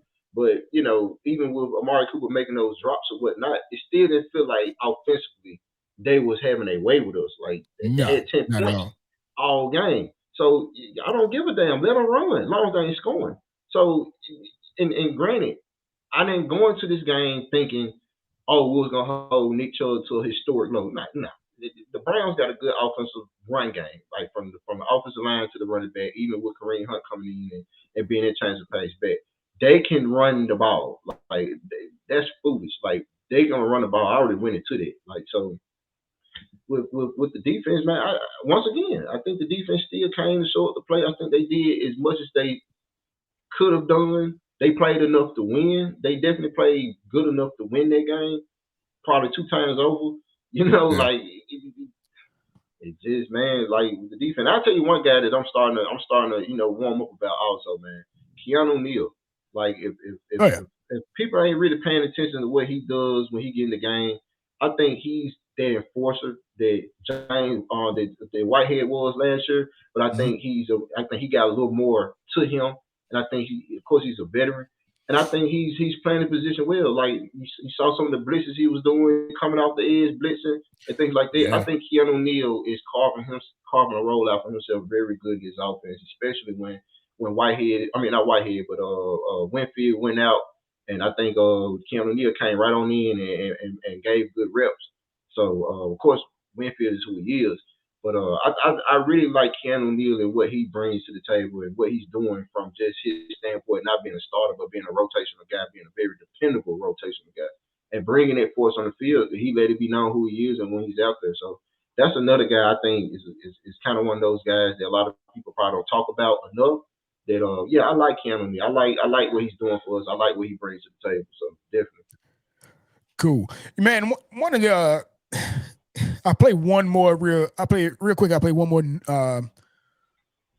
more little clip here from Todd Bowles' press conference after the loss. This one right here burned me. This one right here pissed me off a little bit and made me laugh. I want to find out who this was that asked this question.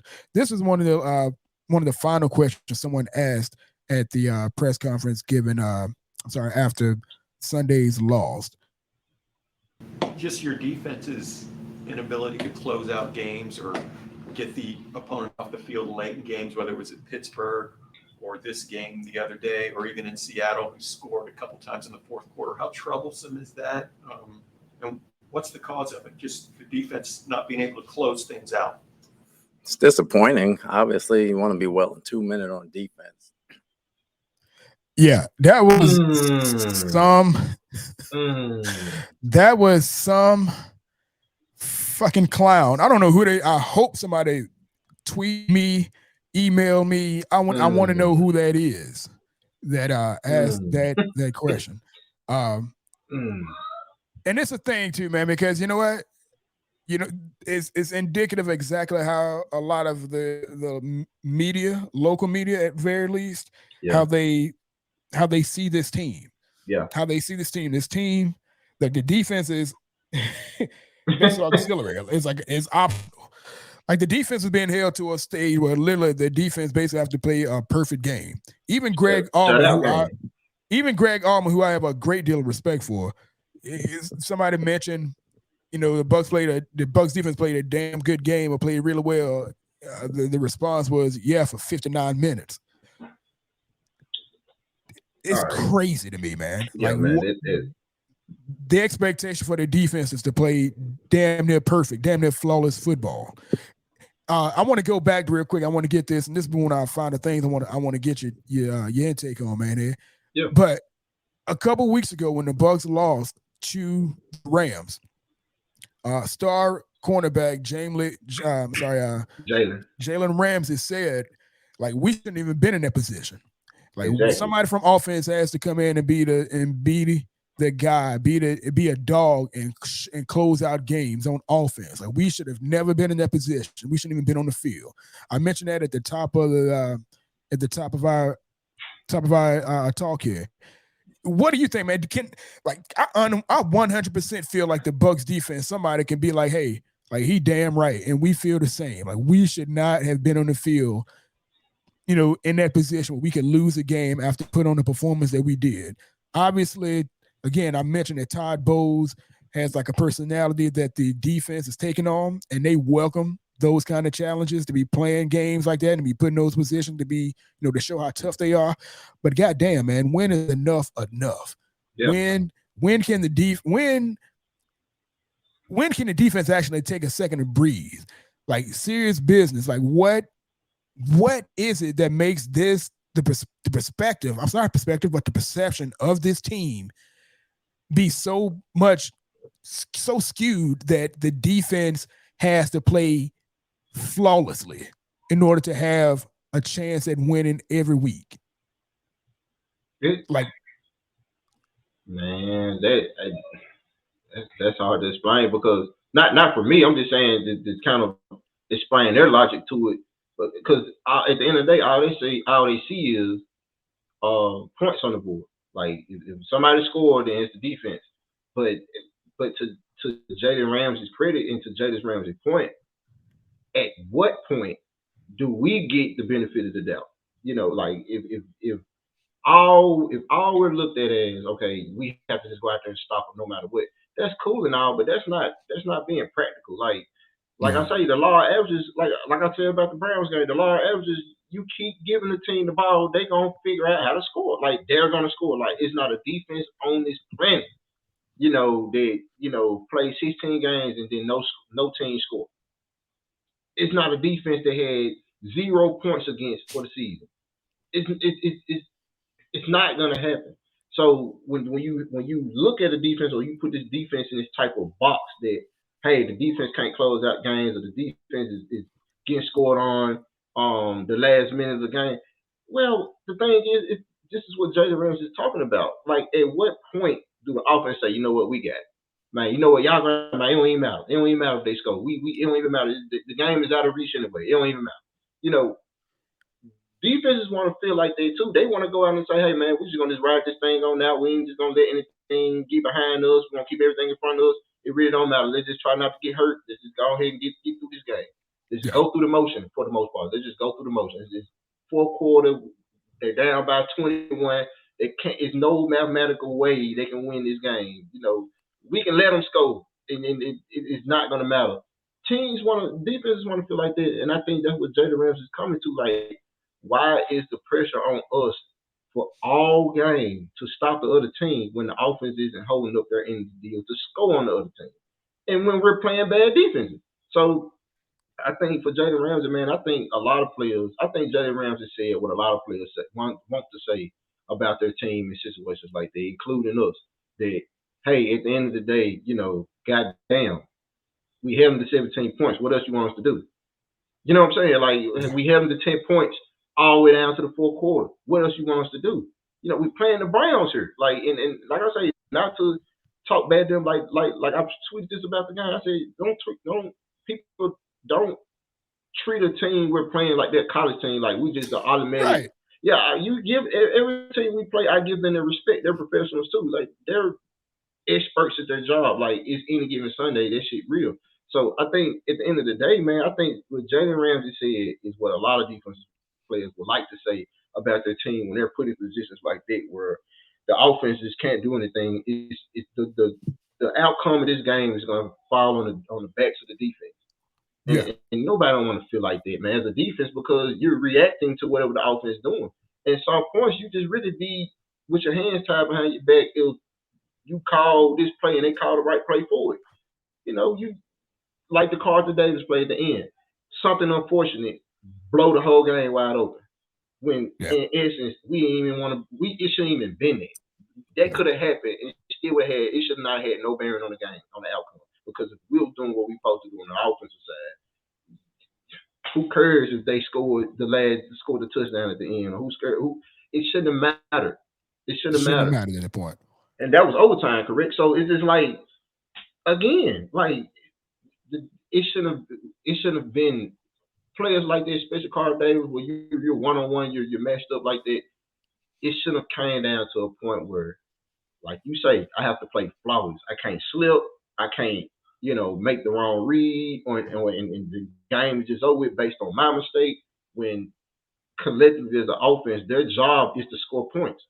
So I get it, man, and I want to do, if guys on our team feel like they deep down. I want Devin White Sleep want to say this sometimes. I want to, if some of these guys just be like, especially some of these veterans or people that probably been with the team and understand, like, hell no, like 2-3 years ago we didn't have this problem. We got a problem. Like, and once again, Todd Bowles preached it as, no matter what the defense got to do what they do. Yeah, that's cool and all, but hey, man, like, you need to let's address the elephant in the room, because if we wanna be real about it, we're still the top 10 defense. We're still a damn near Super Bowl defense. We're still the same caliber defense to win a Super Bowl if the offense Right. pull their weight. If the So offense pulled away, if the offense pull their weight, that damn near makes us a better defense. So you have guys that probably have that mindset looking like, man, god damn, like I get like a Levante Davis, a guy that was saying, hey, I don't know if I want to come back when we had James going through all them years, the dark years, or you got a guy like this supremely talented, he looking like, look, man, I'm wasting my career here, I'm wasting my talent here. You have guys like that that's coming back on the premise of we have a Super Bowl chance.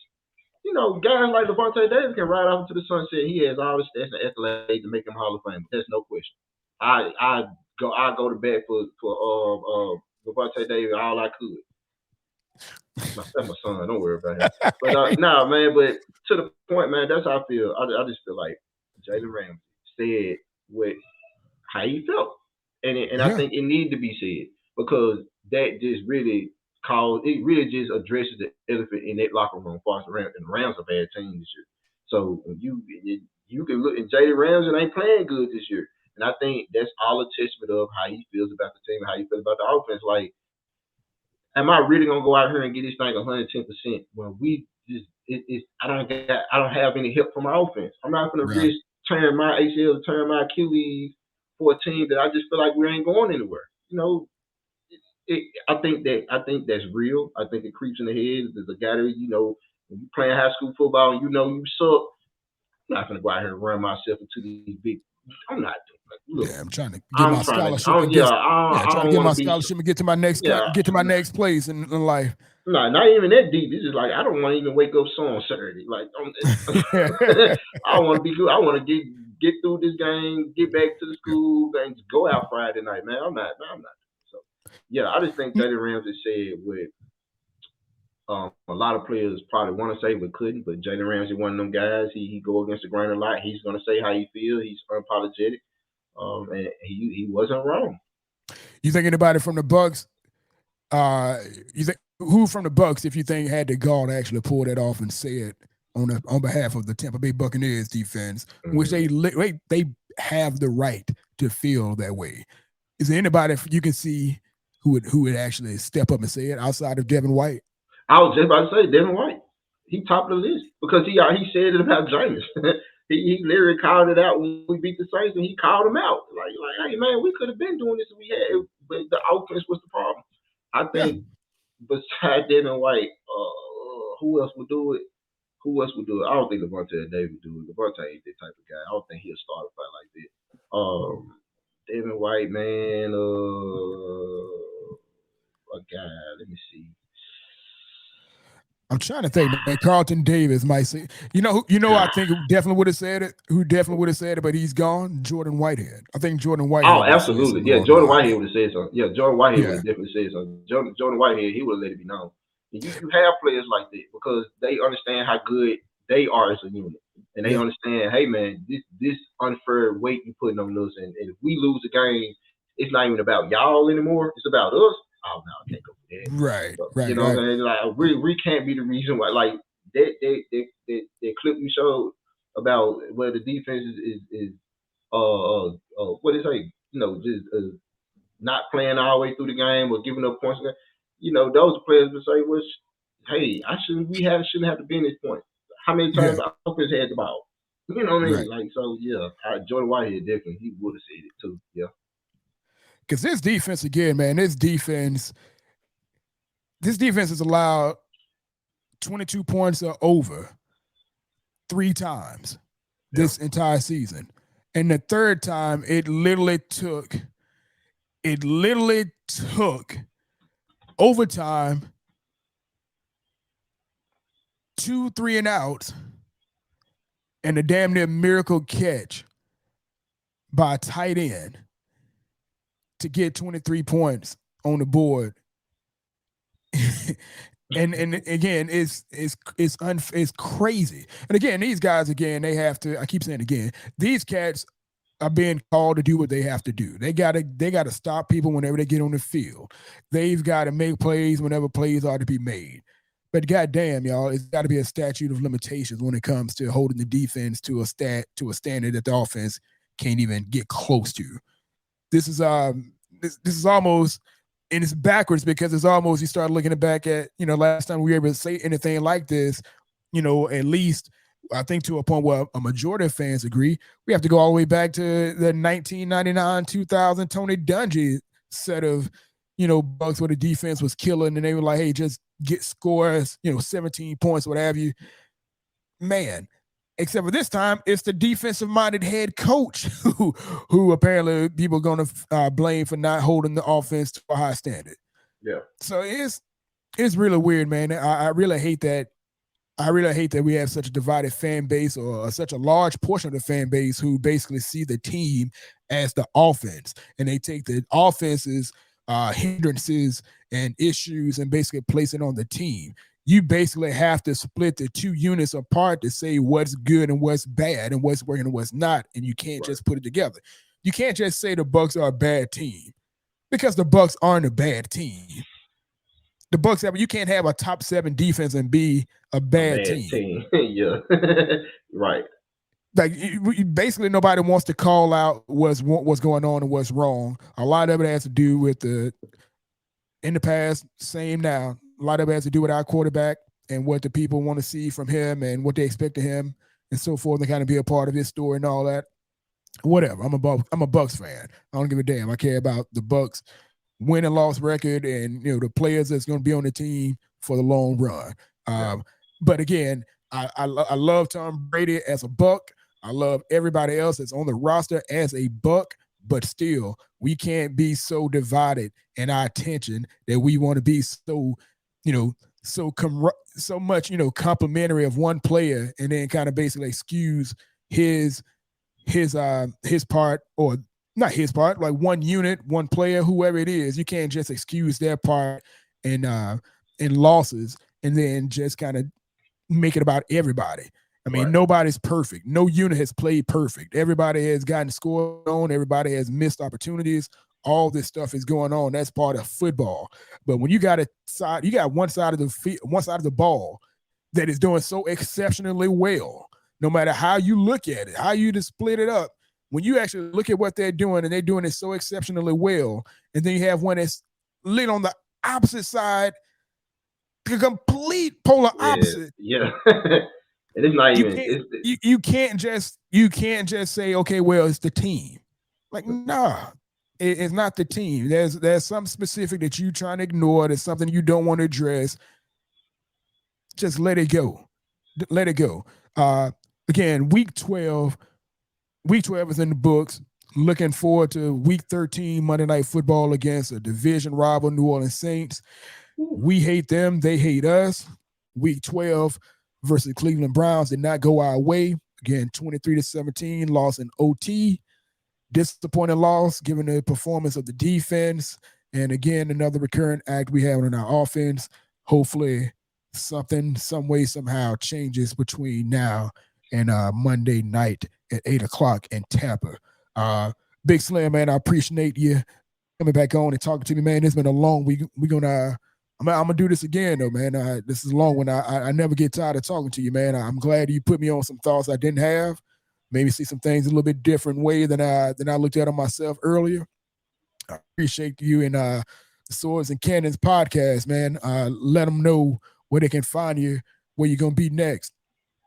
Yo, I appreciate that, Robert, man. Yo, it's on Swords and Cannons podcast. You can find me on Twitter. I tweet a lot on Twitter. I can't be real active on Twitter. You can tweet me at HC BUCS Pod on Twitter. You can find me at Swords and Cannons BUCS Podcast on Facebook.